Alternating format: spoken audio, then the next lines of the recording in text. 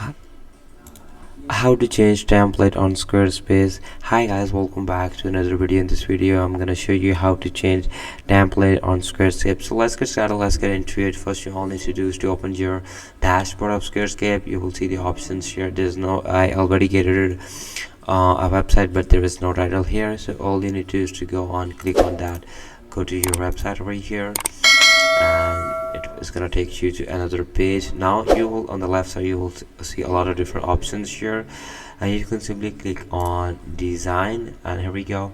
You can see a couple of options there: site styles, browser icon, lock screen. You can click on site styles, and here we go. You can simply close that part over here, and on the left side, the right side, you will see the different. You can change your font colors,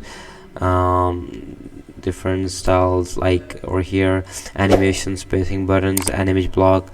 So you can change your template in order to look more beautiful off the landing page. You can create your own template over here. You can change the template in new version of Squarespace 7.01. So this is how you can change your template. Just simply click on the side style button. You can change that one. And if you like the video, make sure you subscribe this channel, and I will catch you in the next video. Thank you.